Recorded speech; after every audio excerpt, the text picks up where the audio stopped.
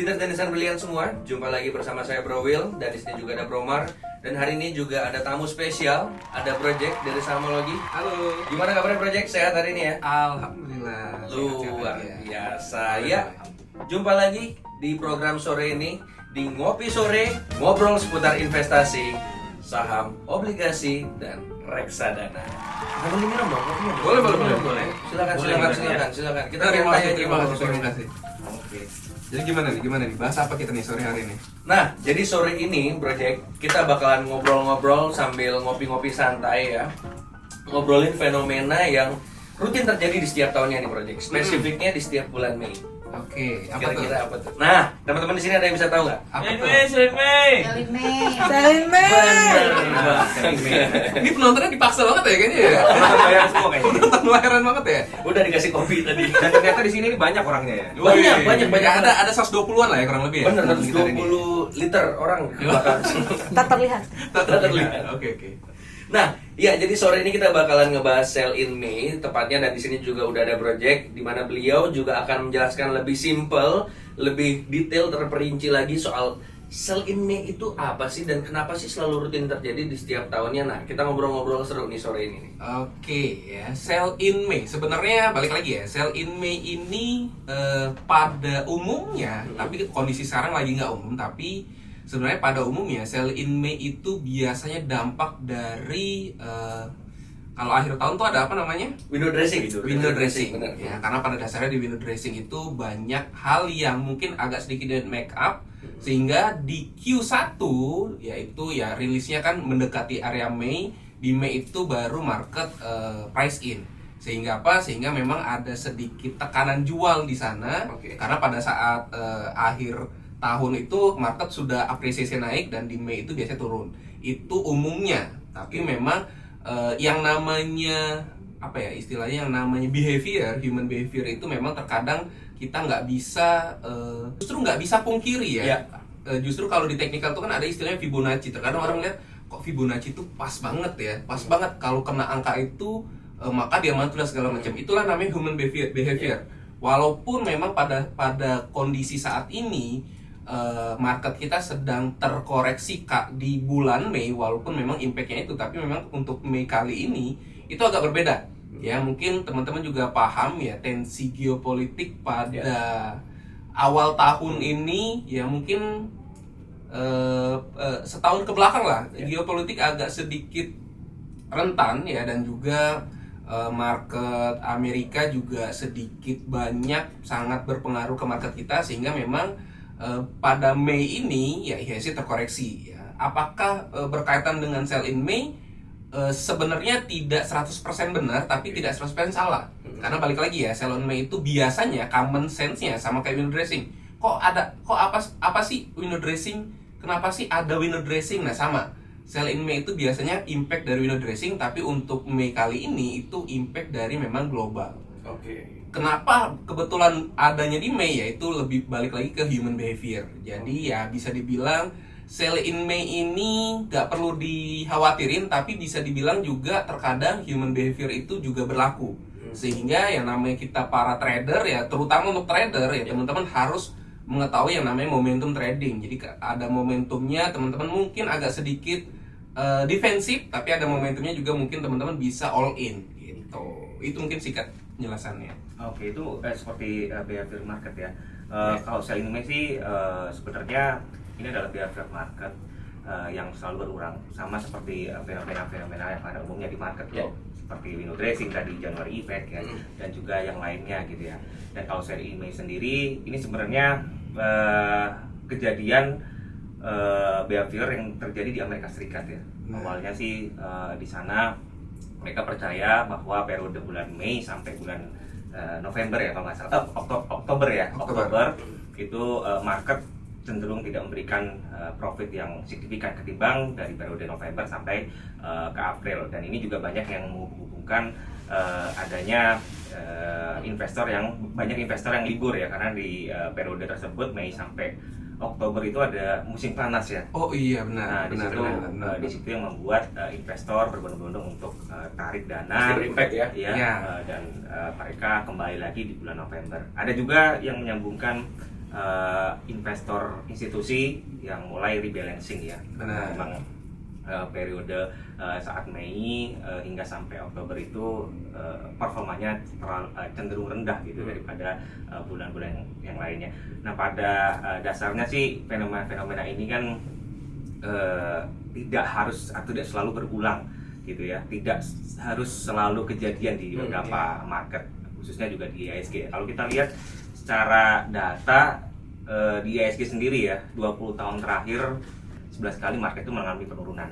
Ini berarti tidak selalu setiap bulan Mei market itu terkoreksi gitu ya. Iya, berarti kalau dibilang korelasi tuh kalau 20 banding 11 jatuhnya tidak berkorelasi tuh. Tidak berkoreksi Iya. signifikan. Iya, tidak berkorelasi jatuhnya. Betul, walaupun memang kondisi market global itu belum tentu sama seperti kita gitu ya. Kalau Benar. kita melihat di data kita seperti itu. Kalau misalnya kita lihat 10 tahun terakhir saja di bulan Mei ya, walaupun memang cenderung besar gitu ya potensi market itu mengalami koreksi. Kita compare di bulan November. Di bulan November justru lebih parah lagi. Benar, Oke. benar. Di bulan benar, November benar. justru paling sering koreksi juga kalau kita lihat data statistik ya di IHSG. Jadi memang tidak perlu dikhawatirkan, betul kata Project tadi ya. Tidak harus bulan Mei ini terkoreksi kita betul-betul untuk melakukan penjualan atau mungkin panic selling gitu ya. Jadi ya memang bijaknya ya mungkin kita dengan adanya fenomena ini ya mungkin rebalancing sama Benar. seperti yang dilakukan oleh fund manager ya. Project ya mungkin kita alokasikan sebagian investasi kita di saham-saham yang mungkin cenderung lebih safe ya, lebih liquid gitu ya, ketimbang di saham-saham yang volatilitasnya cenderung tinggi gitu ya. Ya pada dasarnya memang balik lagi ya. Untuk teman-teman yang trading, sebenarnya momentum-momentum ini justru bisa teman-teman manfaatin. Ya, karena pada dasarnya ya ketika kita tahu mungkin secara statistik 20 banding 11 Mei itu terjadi koreksi, ya mungkin teman-teman bisa defensif. Tapi balik lagi untuk yang investor justru harusnya pada saat bulan Mei ini ya teman-teman mungkin time to buy ya, karena pada dasarnya salah satu alasan kenapa harga itu masuk dalam karakteristik under value ya berarti pertama ya memang market mengapresiasi saham tersebut turun atau mungkin gak liquid dan segala macam. Nah kondisi-kondisi ini ya bisa teman-teman manfaatin justru untuk average down atau average up saham-saham tabungan teman-teman gitu loh. Jadi terkadang tidak semua hal yang negatif harus diapresiasi negatif. Itu mungkin yang teman-teman nggak intinya jangan overthinking aja sih gitu. Oke, nah itu dia teman-teman jawabannya. Semoga kalian semakin tercerahkan nih seperti kata Project dan Bro Omar tadi bahwa nggak perlu panik intinya ya, pasti Benar. ada respons masing-masing yang disesuaikan dengan WC kita dalam trading dan berinvestasi. Nah tadi kan dikatakan juga bahwa sedikit banyak kan berdampak ya pasti ya. Nah itu tuh kira-kira sektor apa dan saham apa tuh kira-kira yang kurang lebih akan berdampak besar tuh secara signifikan? Oke, kalau pada umumnya ya, pada umumnya biasanya sektor-sektor yang kita mungkin lebih disebut big caps kali ya. Big caps, Karena oke. untuk sektor sendiri memang tidak selama bulan Mei itu. Jadi gini, sektor-sektor itu kan ada cycle-nya ya. Betul. Jadi memang tidak semua saham itu semua cycle tuh dia naik, pasti ada cycle turun, cycle naik dan segala macam. Nah, biasanya untuk Mei ini ya, yang paling on average yang paling banyak terdampak pasti big caps ya tentunya, karena tadi ya ada beberapa fund manager yang melakukan rebalancing dan biasanya fund manager itu paling enggak mereka bermain di saham-saham ya paling enggak mungkin Kompas 100 atau LQ45 ya. Jadi mungkin itu yang perlu teman-teman hindari untuk trading ya. Ingat untuk trading karena pada dasarnya ya ketika mereka rebalancing Mei tertekan ya mungkin saham-saham yang dominan seperti itu yang bakal terkoreksi. Tapi apakah ada sektor signifikan ya secara average sih sebenarnya nggak ada ya, Kurang lebih harusnya lah ya. harusnya. Tapi kalau untuk kondisi tahun ini ya karena memang tadi ya dampak geopolitik, terus dampak juga market US yang kemarin wacananya nggak jadi ya kayaknya ya Ditunda sih. ditunda. Iya, Nah masih ditunda. kalau kata influencer tuh ini Thanosnya market ya. Ya, tanasnya market. Sekali dia ngomong, ya Benar.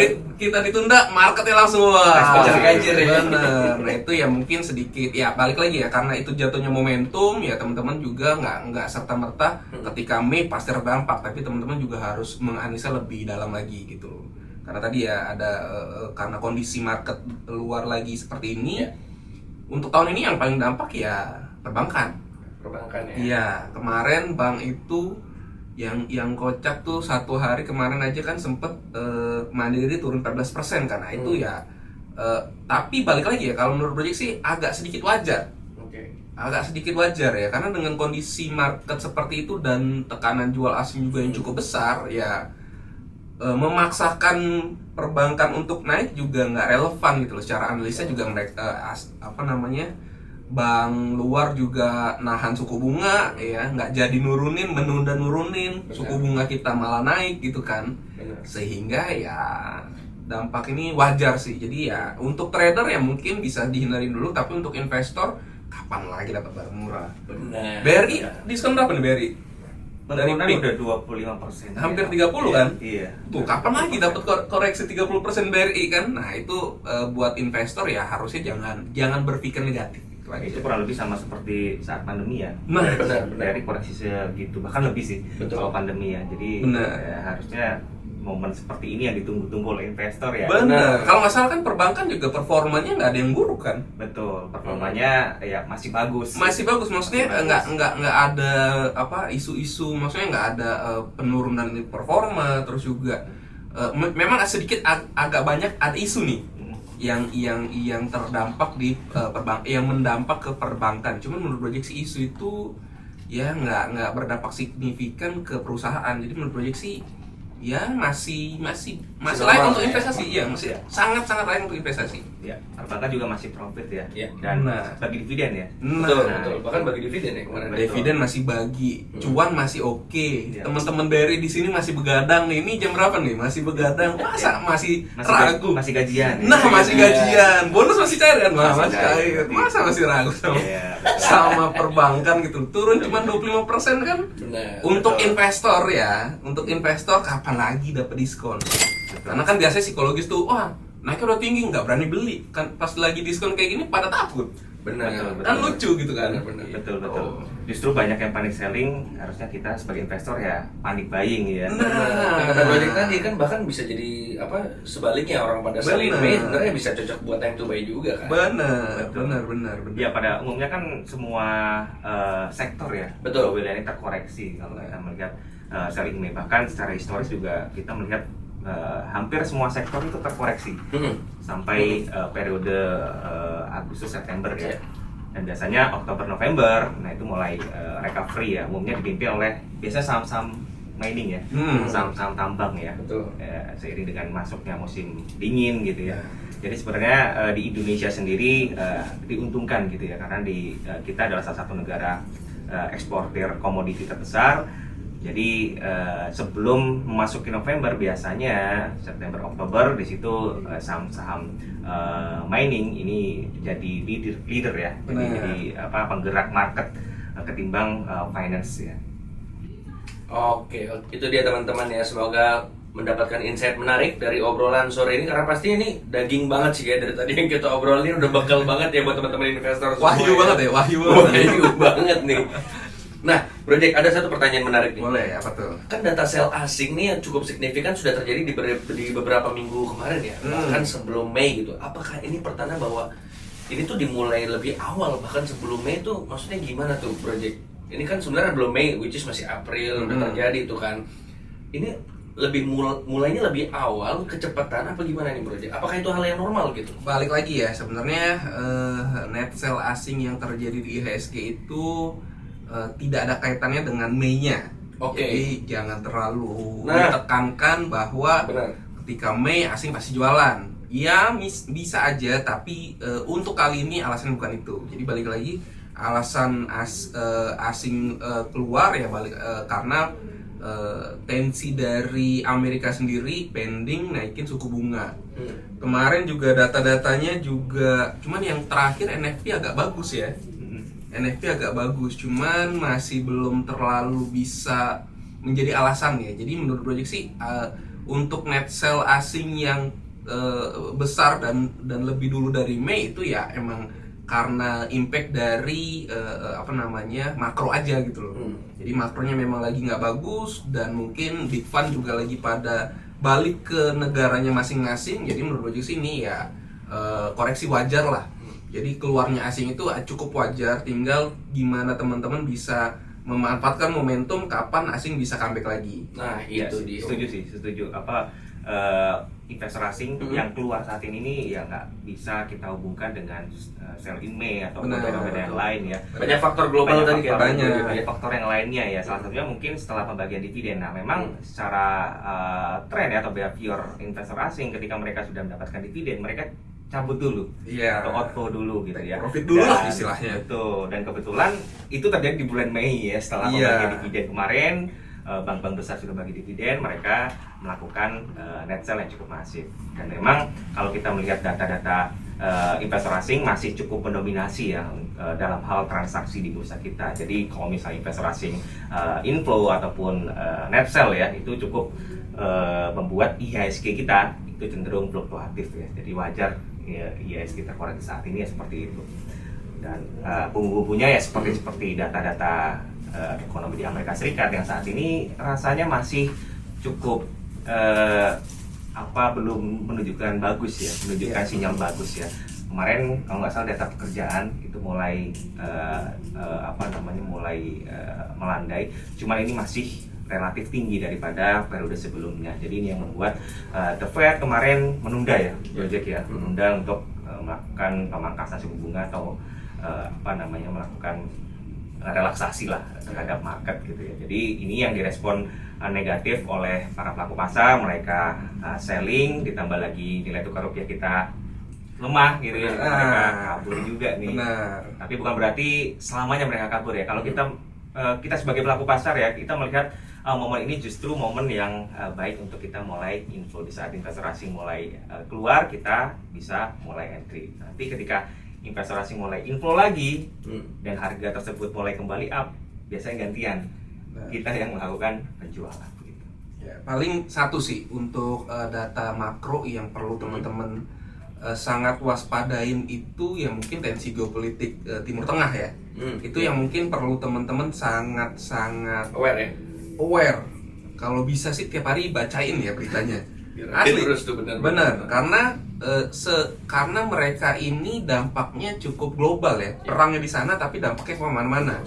Ya, kayak kemarin aja kan kalau nggak salah Amerika habis ngucurin dana lagi kan untuk perang kan. 1,5 triliun ya. Bener, dan itu ya tentunya yang namanya Amerika kan pasti cetak duit pasti inflasi nggak terjaga. Nah inflasi nih yang perlu diinin banget di Amerika.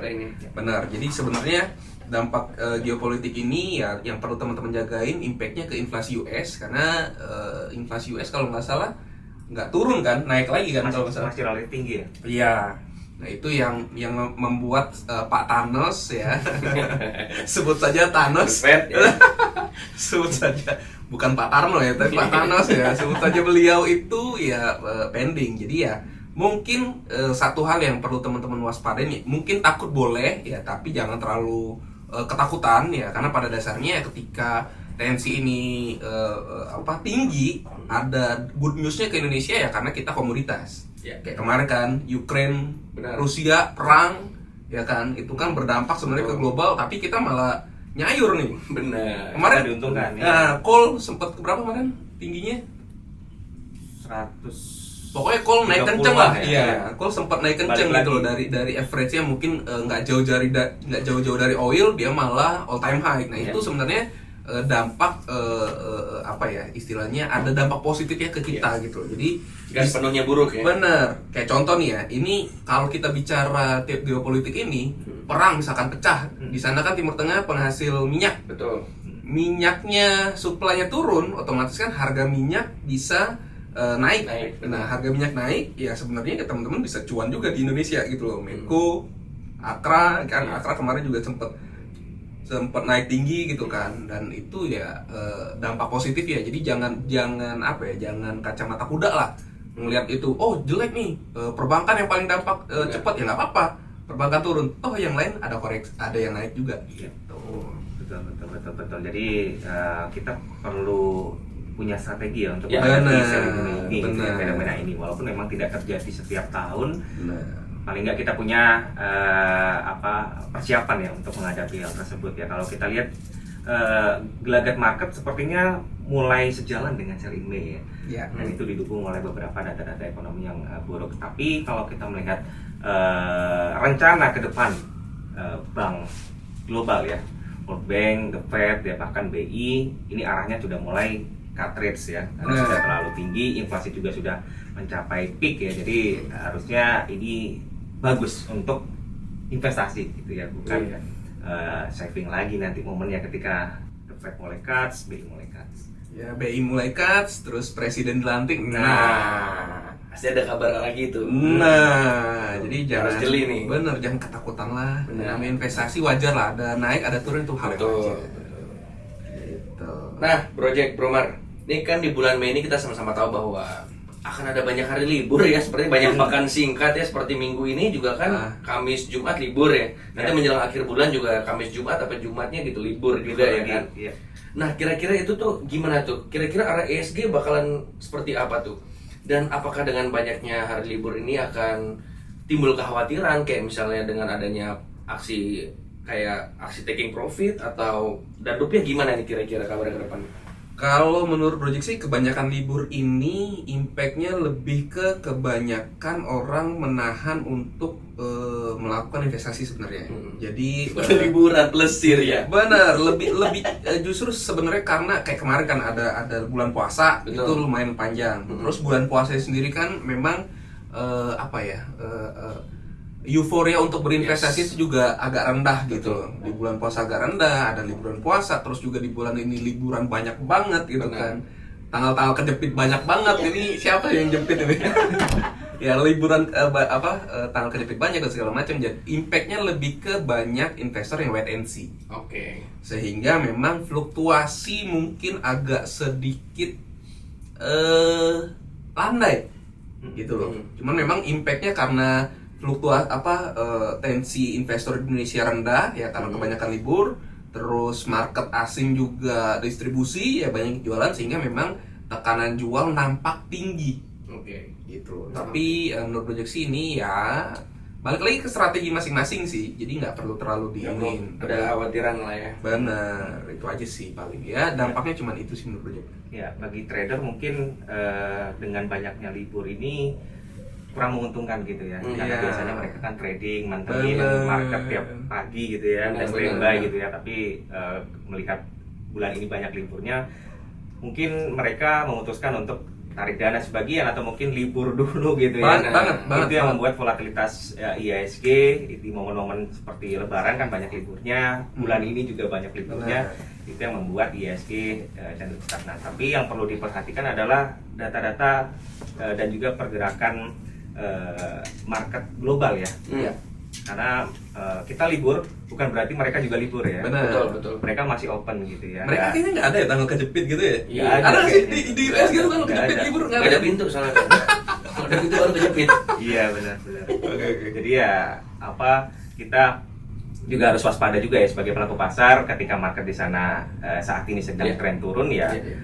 Alangkah bijaknya ya tadi mulai rebalancing atau mungkin alokasi dananya ke saham-saham yang mungkin cenderung lebih liquid dan aman ya. Salah satunya ya saham-saham blue chip ya yang saat ini turunnya cukup dalam ya kayak BRI lah. Jadi kita bisa ambil Agak banyak. promo dikit ya, nggak apa-apa lah. nggak Masuk, apa-apa. Eko. Masuk. Nah kalau bingung kita juga ada saham matahari. Wih. Saham matahari di pagi hari. Ya, setiap Senin sampai Jumat ya Bro Mar ya, kita selalu setia ngebekalin nih trader-trader, investor-investor semuanya sebelum jam market open kita udah bekalin, jadi mereka udah nggak perlu bimbang, ragu, bingung lagi nih hari ini mau trading apa, mau invest apa Bro Mar ya. Iya, market udah jalan masih bingung pakai aplikasi Samologi. Masuk. Betul.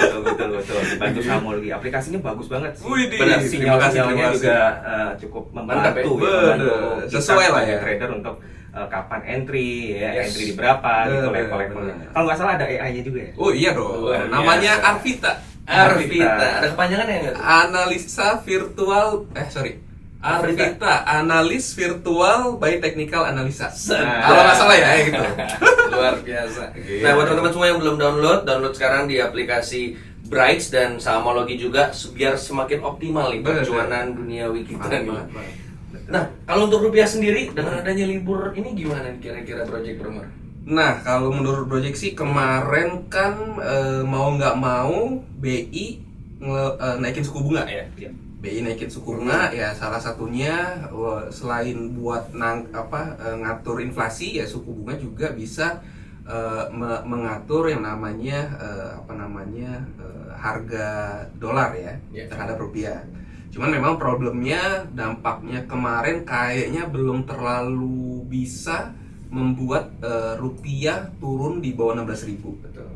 Kalau Project lihat sih tren rupiah ini masih agak panjang ya naiknya, cuman minggu-minggu ini agak sedikit tertahan ya, karena memang dari data US juga agak sedikit membuat rupiah kita sedikit menguat, tapi in the long run sih agak berbahaya sebenarnya dari sisi rupiah ya. Tinggal lihat kebijakan-kebijakan aja, dipantau terus. Harusnya sih mungkin ya, ini analisa project aja, peaknya rupiah itu bisa ke 16.800. Kemarin peak berapa? 700-an ya. Oh, udah 750-an ya? Harusnya 1680 itu udah peak-peaknya. Oke. 1680. Kalau itu di break sih mungkin di atas 17.000, cuman itu bahaya banget. Nggak mungkin pemerintah kita nggak bereaksi ya. Jadi sebenarnya untuk rupiah ya ini agak sedikit out of control ya, karena kemarin udah sempat dikasih kebijakan tapi belum terlalu berdampak. Menurut proyeksi ya harusnya sih kalau tadi udah sentuh 16.800 mungkin bisa koreksi dulu ya. Cuman untuk jangka pendek sih project belum lihat arahnya ke bawah. Oke. Gitu. Jadi ya mungkin perlu diwaspadain juga di situ. Ya, setuju ya. Mungkin rupiah yang saat ini masih di level tinggi ya, di atas 16.000 ya. Tadi sempat lihat di 16.025 gitu ya. Ini yang menjadi pertimbangan oleh para pelaku pasar modal, bahkan pelaku pasar atau pelaku industri bisnis ya. Benar.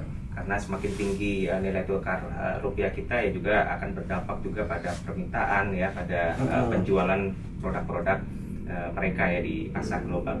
Dan kalau kita melihat rupiah yang cenderung relatif kuat ya, mungkin saham-saham perbankan dan juga mungkin industri ya, ini harusnya masih dalam tekanan. Ya, plus kalau teman-teman bisa ngecek masing-masing saham-saham yang punya obligasi ininya rupiah, Ya. itu terdampak.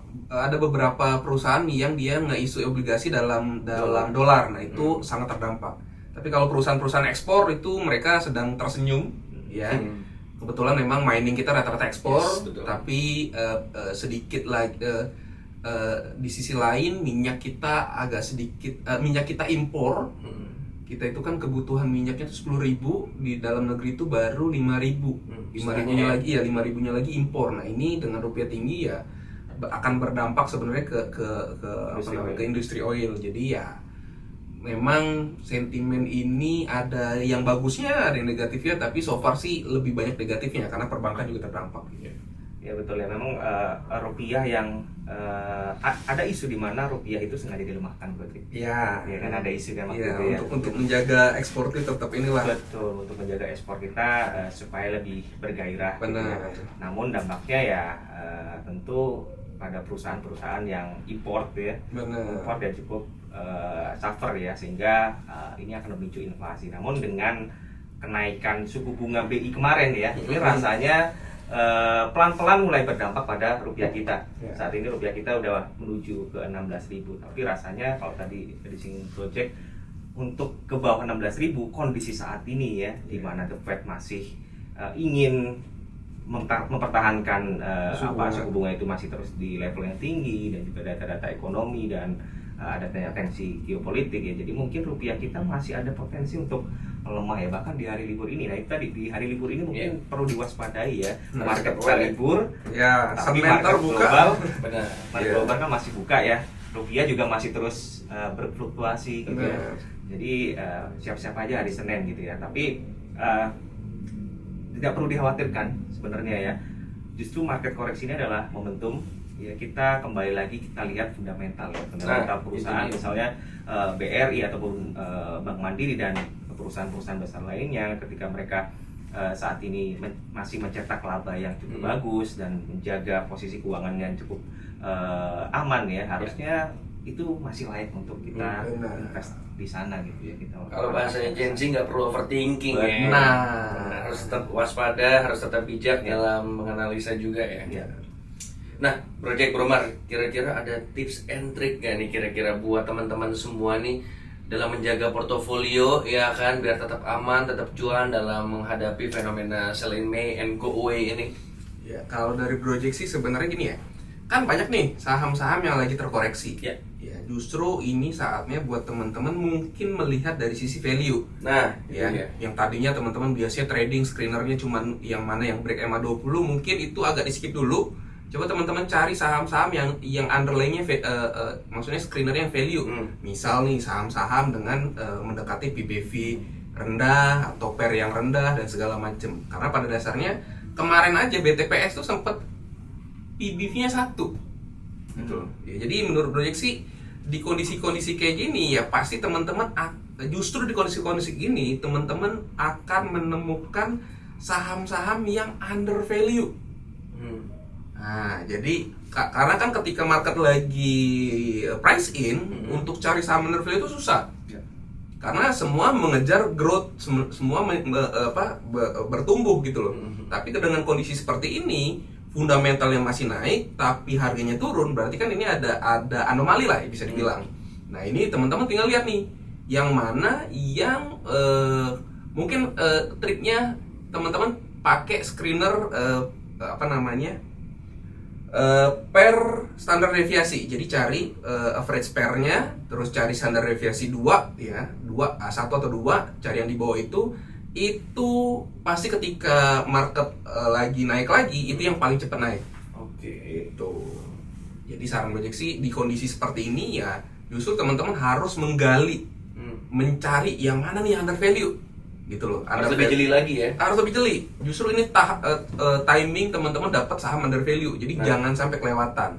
Jadi tipsnya ya tinggal screener aja gampang. Cari yang PBV di bawah 1 kayak atau mungkin yang cari yang pair-nya mungkin murah gitu loh. Tergantung kalau pair kan tergantung sektornya ya. Jadi ya tinggal screen simpel aja, nggak usah yang perlu di langsung masuk ke laporan keuangan, sesimpel pair PBV dulu. Dapat yang murah baru mungkin teman-teman bisa ulik apakah dengan kondisi market luar seperti ini murah karena memang revenue-nya turun atau murah karena memang price-nya aja yang turun. Nah itu kalau nemu pasti cuan. Saya mau project. Ya, itu dia teman-teman tips and trick dari project. Nah, dari Bromar ada nggak nih kira-kira nih Bromar? Nah, sebenarnya saya kurang setuju deh dengan adanya sell in May and go away. Seharusnya sih sell in May and go join ya. Go join ya. Gua akak. Gua akak ya, karena kalau kita melihat kondisi saat ini secara fundamental perusahaan-perusahaan unggulan kita itu masih cukup bagus. Jadi rasanya harga yang cukup rendah saat ini bisa jadi momentum untuk kita mulai masuk ya, mulai beli, mulai cicil ya.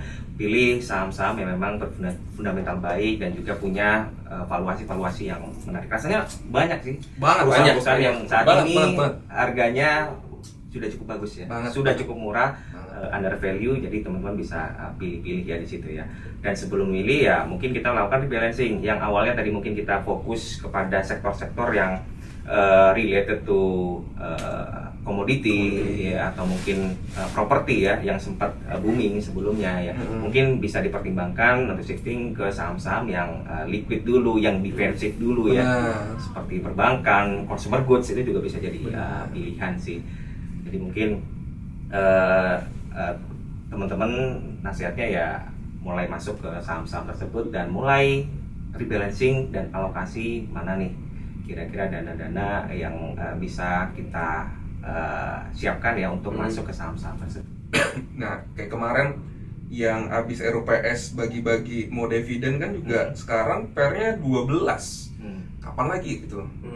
Pair-nya 12, PBV-nya 2. Nah, banyak sekali ya berarti ya saham-saham yang banyak valuasinya seperti itu ya Project. Banyak banget. Jadi ya kondisi kayak gini justru menurut Project sih jangan nggak begadang ya. Begadang, cari saham yang murah, sikat aja. Nggak mungkin nggak cuan, asli nggak mungkin nggak cuan. Jangan sampai kelewatan momennya ya. Bener, kapan lagi dapat momennya kayak dulu lah. Dulu. Karena balik lagi ya, Project kan masuk pasar modal kan cukup baru ya 2015. kalau dibilang pengetahuan ya kita udah tahu lah, katanya 2008 tuh resesi bakal menakutkan dan segala macem. Kebetulan kemarin 2020 ngerasain. Ternyata ketakutan itu pas lagi turun emang ada. Tapi justru sebaliknya men, kalau kita yang harusnya ya, kalau kita ngerti market kayak gini tapi sesimpel BCA deh, dengan kondisi ekonomi lagi ancur-ancuran, BCA itu masih cetak laba loh, dan masih growth walaupun cuma berapa 1% atau 2% itu, tapi masih growth. Berarti kan itu gila banget kan. Benar. Dan itu ketika semua saham turun, harusnya yang memang pintar ya mereka nyerokin lah istilahnya, buka wadah sebanyak-banyaknya ya, gadein semua yang bisa digadein, beli men, asli.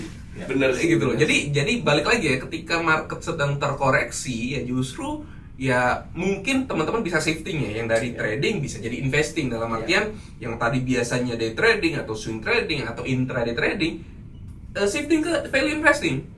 Screening itu yang mana yang murah-murah, yang dulu pernah naik, yang valuasinya masih oke, yang fundamental masih oke, masih tumbuh segala macem, beli naik asli nggak nyesal. Setuju. Oke, itu dia pembahasan seru sore ini tentang fenomena sell in May. Pastikan kalian juga tetap tontonin ya konten-konten seru selanjutnya bersama kami, dan mungkin kita juga ke depan bakalan kolaborasi lagi. Gimana menurut kalian? Ramein di kolom komentar ya, Breeders dan Insan Brilian semua. Pastinya konten-konten kita selain seru, menarik, dan isinya juga ilmu banget ya, daging banget ya Project Promar ya. Nah, kita ingatkan juga bahwa penawaran ST12 masih dibuka sampai tanggal 29 Mei 2024 nanti. Ada cashback sebesar 15 juta rupiah ini buat teman-teman semua yang suka melakukan pemesanan. Yang belum, buruan pesan sekarang di sbn.brights.co.id. Jangan lupa like, komen, subrek ya YouTube BRI Dana Reksa Sekuritas, dan media sosial kita lainnya di Instagram di @BRI Dana Reksa yang centang biru.